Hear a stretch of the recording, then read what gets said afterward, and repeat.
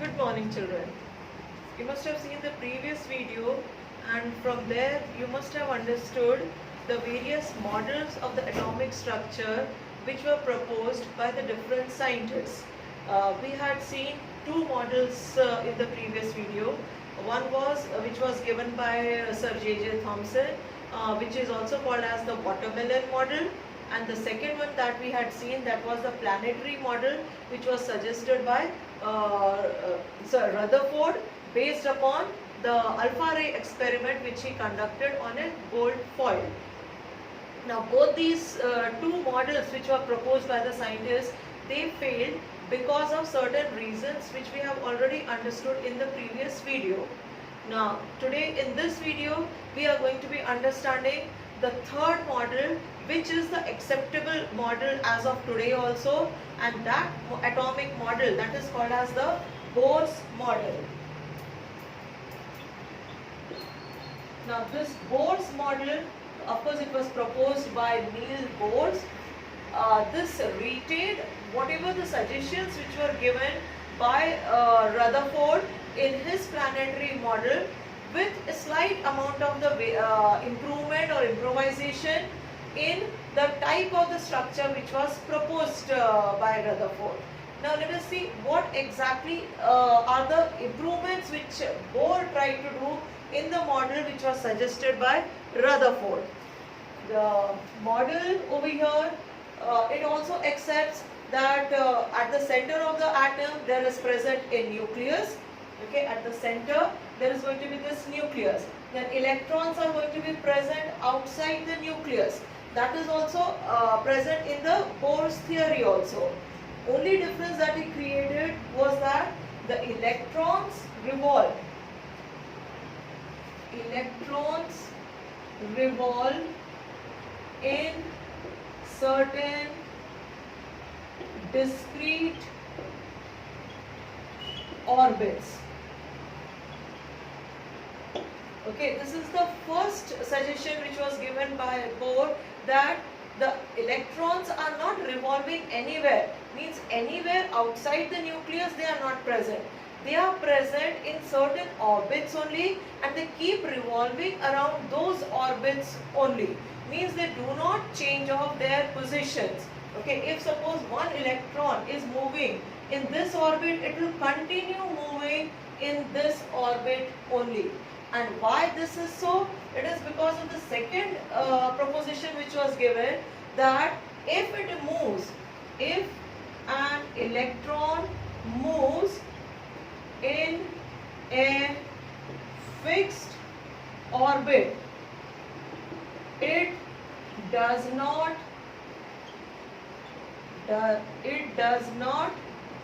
radiate energy. Alright, now let's try to understand this statement. If this electron is moving about the nucleus in this path only, orbit is what? Orbit is a path. Now if an electron keeps moving in this path, then it is not going to be losing out on any energy. Means it is going to continue moving in this particular path only. Since it is not losing the energy, it will not come nearer and nearer to the nucleus. It is not going to collapse with the nucleus. In effect, the atom is supposed to be, means it is going to be a stable structure. Okay, so now these were the two suggestions which were given, and now also we are accepting these suggestions, means these models are still acceptable to us.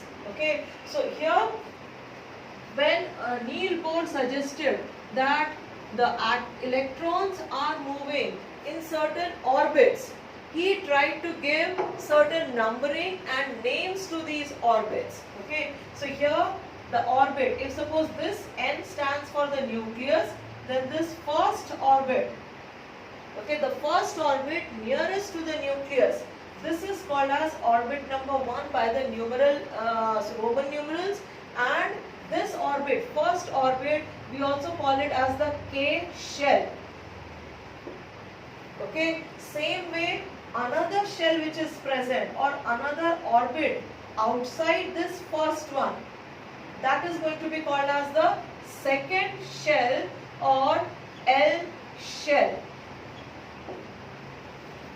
Okay, moving further, he suggested if this is the second shell, then there's going to be a third shell also, and so on. So this third shell will be M shell, and same way we can have an N shell as well. So these were the four names which were suggested for the shells K, L, M and N. Now all the electrons of all the elements that are known will be able to fit it up into these shells. Then further, as we are looking into the historical perspective of the development of these atomic structures, we come across that somewhere around 1930s, a scientist by the name of Chadwick, he suggested that the mass of an atom, it is not compatible to the mass of the simply protons which we are taking into consideration. If we remember, students, earlier we had said that whatever the mass it is present inside the nucleus, means we were assuming that only the protons are present inside the nucleus, while the electron mass is supposed to be as negligible. So what we talk about as an atomic mass, that atomic mass up till now we are considering that it is going to be the mass of protons. Now when at each proton we are equating into 1 unit. Each proton mass we are equating into 1 unit. So as many protons are present, that is going to be the mass of that particular atom. But actually what we have found is completely different from the number of the protons that we find in the atom or in the nucleus. So then Chadwick, he discovered that there has to be another particle which is present inside the nucleus only, and then he also suggested and experimented that these particles, they are neutral particles, in the sense that they do not carry any charge. And since they do not carry any charge, these particles, he gave them the name as neutron.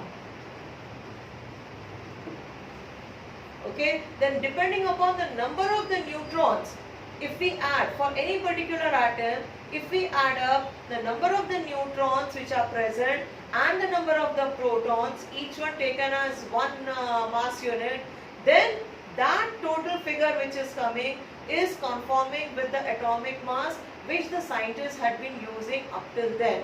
Okay, so for this reason, now this is what we understand, that these are the three subparticles which are present inside an atom. The three particles are, one is electron, whose position is outside the nucleus, okay, and it is a negatively charged particle. Then the second particle that we talk about, we are talking about a proton. This proton is present inside the nucleus, and this is bearing a positive charge.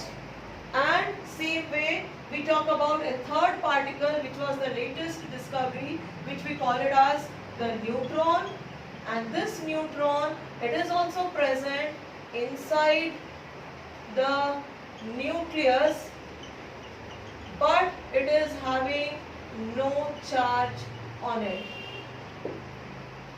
Okay, if we try to compare their masses, then we come across that the mass of electron, we take it as negligible.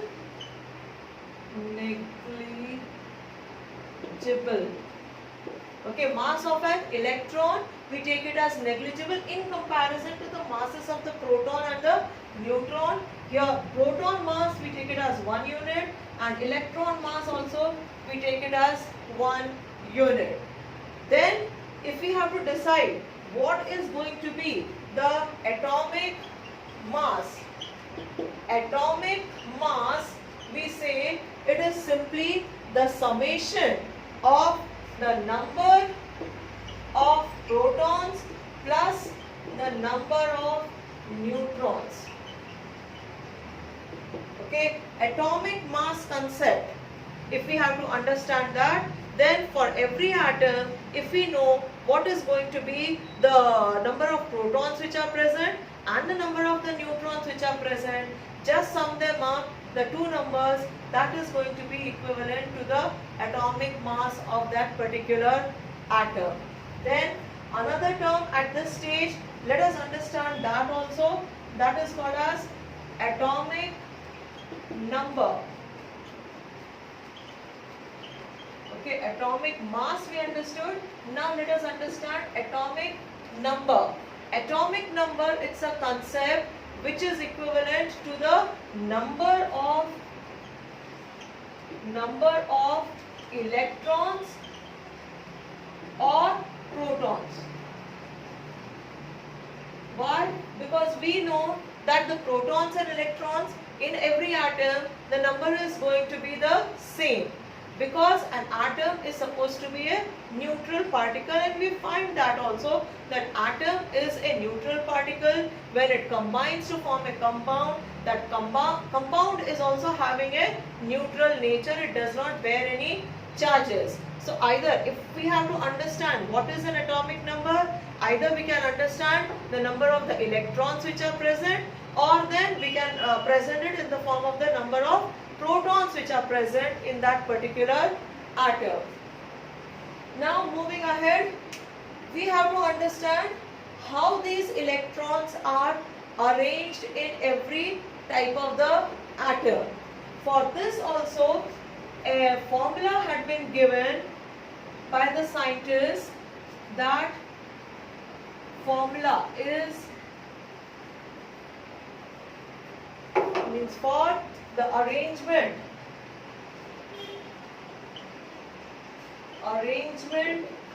of electrons outside the nucleus. For this, a formula has been suggested by the scientists, that is suggesting that it is number of electrons is going to be number of electrons in every shell will be equal to 2 into n raised to 2, where n is the number of the shell as 1, 2, 3 and so on. Okay, now let us apply this formula and then understand in each of the shell which is present outside the nucleus, what can be the number of electrons which can be accommodated. Okay, so let's start from the first shell. If n is equal to 1, means the electron is present in the K shell, that is the first shell, then in that case the number of electrons, it will be equal to 2 into n is 1 raised to 2, and that is going to come as 2. This is telling us that in the first shell we will be able to accommodate a maximum of 2 electrons only, not more than 2. If the number of electrons in a particular atom are found to be more than 2, then the remaining electrons are going to be going off into the second shell. So first 2 electrons in the first shell. After that, if suppose there is a third electron also present, that is, if suppose the atomic number is 3, then out of that 3, 2 has been presented over here, means 2 is present in the first shell. The next one, that is the third electron, is supposed to go off in the second shell. So same way now, if n is equal to 2, then in that case the number of electrons will be equal to 2 into 2 raised to 2. Okay, so that will be equal to 2 into 4, and that will be a total of 8 electrons. That means if suppose we have to understand how many electrons can be accommodated or can be placed in the second shell, then that number is going to be of maximum of 8 electrons. Not more than that, but yes, less than that definitely it can be. We'll be able to accommodate 1, 2, 3, 4, 5, 6 up till a maximum of 8 electrons. But above 8 we will not be able to accommodate that. Then the next electron is supposed to be entering into the third shell. So that way we'll be able to come across that in the third shell, if we find that if n is equal to 3, now it's going to be the number of electrons will be 2 into 3 raised to 2, that will be 2 into 3 into 3 is 9, and that will be equal to 18 electrons. So third shell is having a capacity of 18 electrons. Okay, so that way for each shell, K shell, L shell, M shell, N shell, the number of electrons that can be placed in every shell is a fixed number only. Okay, now taking these facts into consideration, we are going to be looking into some common elements that we come across. The lightest one is what we are going to be discussing, and what is their atomic structure going to be looking like. And of course we are going to be giving this arrangement of electrons, a term that we use for this is called as electronic configuration.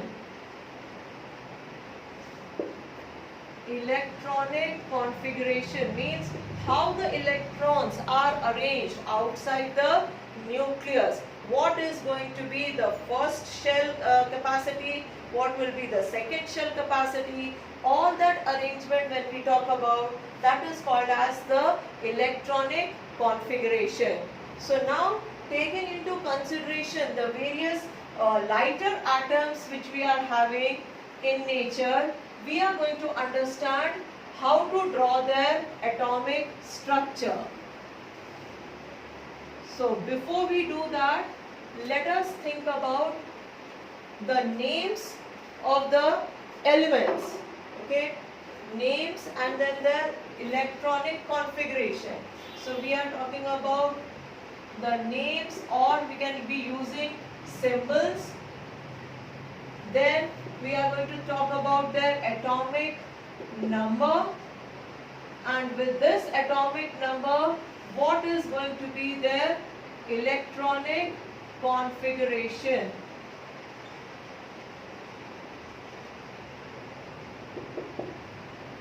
Okay, so let's begin with the lightest one, which is hydrogen. Okay, hydrogen symbol is H. Atomic number of hydrogen is 1. So its configuration is going to be 1 only. 1 in the sense that lone electron which is present, it is going to be present in the first shell itself. That means if suppose I have to give the electronic arrangement in case of the hydrogen, then I am going to be simply drawing one circle. This is going to be my first shell. Inside this I am going to be drawing a smaller circle which is going to be representing the nucleus. Now we understand that in the nucleus there is going to be presence of protons and neutrons. Now in the case of hydrogen, we know that since the number of electrons is 1, number of protons is also going to be 1. And this is the only atom where no neutrons are present. Okay, the only atom in nature where there is no neutron, means it just has one proton inside the nucleus, and the small circle is representing one electron. Okay, so this becomes the atomic structure of hydrogen. Okay, so either this way or then we can be completely darkening of the electron, darkening of that particular circle. Then moving further, let's come to atomic number 2, that is of helium. Atomic number is 2, meaning that here there are 2 electrons present or 2 protons are present. Electronic configuration. Now since the atomic number is 2, just now we understood that in the first shell the capacity is there of 2 electrons. That means both these 2 electrons, they are going to be present in the first shell itself. So electronic configuration is also going to be shown as 2. Now if I have to convert from here, with this as the standard, then if I have to draw the helium atomic structure, then same way I am going to be drawing one circle. Okay, then inside this I am going to be drawing a nucleus. Now this nucleus is supposed to be carrying proton, and in the case of helium we find the neutrons also, and that total number is of course 2 protons and 2 neutrons, making the mass of an helium atom as 4, and the 2 electrons are going to be present diametrically opposite to each other. This is going to be the sort of representation that we are going to be bearing in mind when we are placing the electrons in the orbit. The reason being for this, that since both these electrons are negatively charged, we know that negative charges, like charges, are going to repel each other. So they are going to be staying as far away from each other as possible. So this arrangement, 2 electrons, 2 protons inside the nucleus, 2 neutrons, means 2n which is shown inside the nucleus, then this representation is going to be that of a helium atom. Okay, so atomic structure of helium, if we have to be drawing that, then this is going to be its representation. Then let's move further. Next we are having in the line as lithium atom, whose atomic number is 3. Now here we have to be careful, because out of the 3 electrons, we have just now understood that only 2 can be accommodated in the first shell, while the next one, that means the 3rd electron, has to be put into the second shell. That means when we are writing this electronic configuration, the same should become evident just by reading it also. So the 2 electrons, the first 2 electrons written like this, then we put a comma over here suggesting that this is the end of this shell. Then in the next shell we write down 1. Okay, so 2 comma 1, or simply we can read it as 2 1. Total is coming up as 3, and this 3 happens to be the atomic number of lithium. Now here if we have to draw the atomic structure of lithium, then same way we are going to be drawing first shell, and in this case we need to be drawing a second shell also. You children can be utilizing the compass for drawing off all these circles. Inside this there is going to be present the nucleus. Now this is our first shell. Let us say we have put 1 electron here, 1 electron over here, so that they are diametrically opposite to each other. And in the second shell we have to accommodate 1 electron, so we are putting it off over here. Okay, then that means now in the nucleus we have to show 3 neutrons, and we understand that the mass of lithium is 7. That means there, what did I write? Sorry, this is 3 protons and 4 neutrons it is going to be, so that the atomic mass, in this case atomic mass is equal to 7 and atomic number, that is equal to 3, and this is the situation of lithium atom. Right students? So here we have come up to atomic number 3. Now let us proceed further with atomic number 4. Atomic number 4 is that of beryllium. Be is the symbol, atomic number is 4. Now over here we'll be able to give this configuration. Out of these 4, 2 electrons in the first shell and the remaining 2 electrons in the second shell. Why 2 electrons? Because the second shell, it is having a maximum capacity of 8 electrons. So same way we will be able to draw up the structure in that manner over there also. Moving further, we have boron, whose symbol is B, atomic number is 5, and its electronic configuration. Out of 5, 2 electrons in the first shell, left is 3 electrons. Those 3 electrons will be in the second shell. Then after boron comes carbon, atomic number is 6, whose configuration is going to be 2 in the first shell. Remaining 4 electrons are going to be in the second shell. So same way we can proceed further. After carbon we'll be having nitrogen, which is 7. Its electronic configuration will be 2 and 5, and that way we'll be able to continue further till we come at 8. That means in the second shell till we reach 8, no problem. In this manner only we'll be able to continue, because after nitrogen comes oxygen, whose atomic number is 8, and we write down the configuration as 2 and 6. Then further, the next atom is fluorine. The symbol is F, atomic number is 9, and this will be written as 2 and 7. Then comes our neon. Okay, at neon we know that its atomic number is going to be 10, and another problem that we are going to be coming across now is that it's going to be, this arrangement is going to be 2 out of these 10 in the first shell, remaining 8 in the second shell. And when we write down like this, we have to understand that the second shell has now become completely full. Means its capacity, we have went on filling the electrons one by one till we have reached its maximum capacity. Now it does not have any more capacity.